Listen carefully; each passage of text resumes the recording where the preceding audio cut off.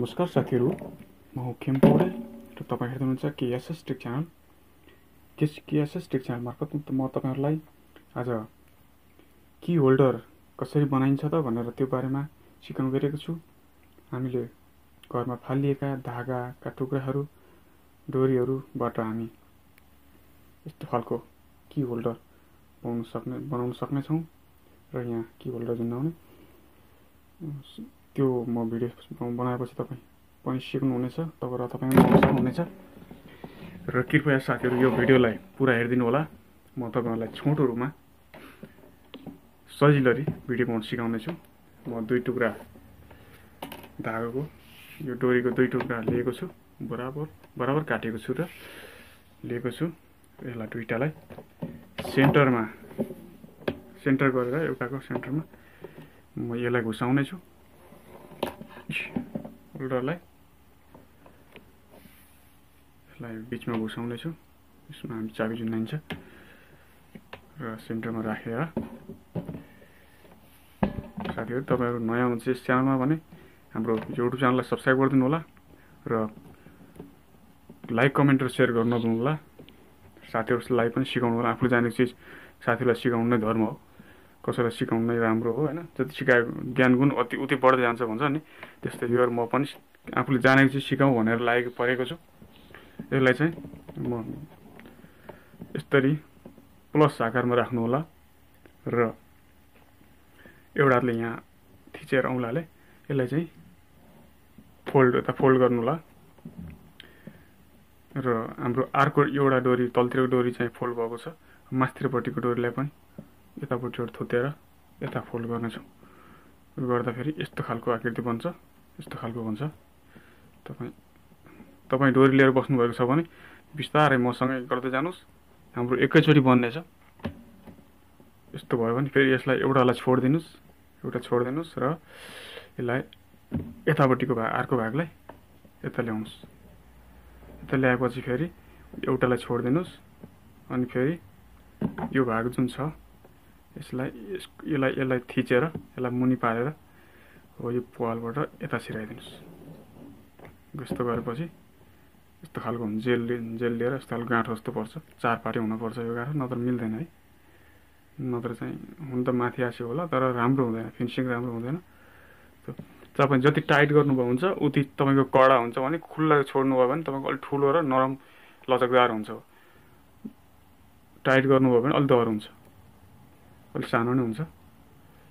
ठिक गरौँ ल।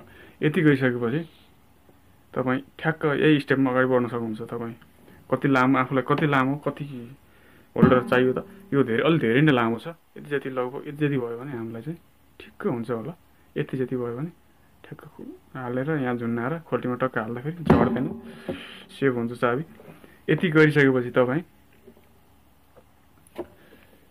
सजिलो छ। ठ्याक्क स्टेप बाई स्टेप यस्तो गरेर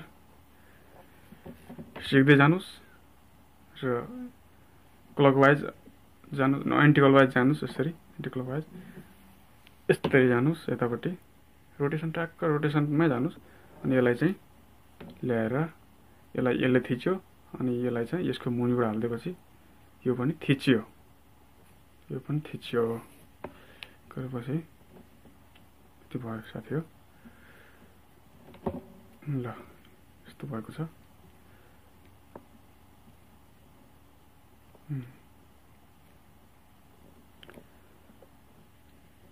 यति गरिसकेपछि यही स्टाइलमा माथिसम्म जान सक्नुहुन्छ। यही स्टाइलमा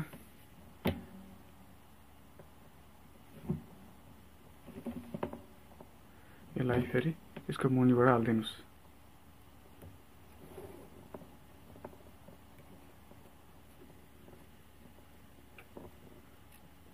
यसरी तान्नुपर्छ। तानेपछि बराबर हुन आउँछ। यसलाई तलतिर भागलाई निकालेर यही स्टाइलले माथिसम्म जान सक्नुहुन्छ तपाईँ। यसलाई चाहिँ यसको भित्रबाट छिराइदिनुस् र यो भाग तान्दिनुस्। तपाईँको बढ्ने प्रक्रियामा छ। यति आइसक्यो।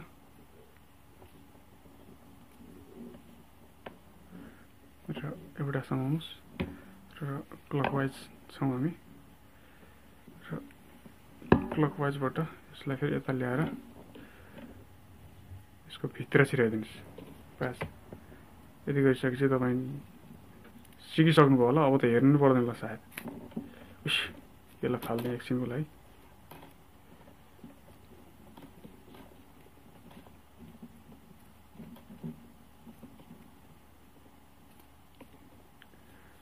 यसो गर्दै गर्दै माथिसम्म जान सक्नुहुन्छ।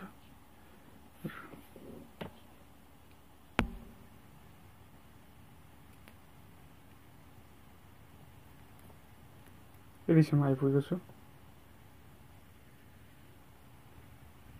यही हिसाबले तपाईँलाई फिनिसिङ गर्न सक्नुहुन्छ र अन्तिममा तपाईँ यस्तै खालको बन्छ। लास्टमा यसलाई फिनिसिङ गरेर काटेर लाइटरलाई चाहिँ टाँसिदिनु होला। टाँसिएपछि फिनिसिङ राम्रो देखिन्छ भन्छ। हस् साथीहरू, यदि तपाईँलाई राम्रो लागेमा यसलाई सेयर पनि गरिदिनु होला। सबै साथीहरूसँग पुऱ्याइदिनु होला। मेरो भिडियोलाई लाइक चाहिँ अवश्य गरिदिनु होला र कमेन्ट पनि गर्नु होला। हस् त साथीहरू।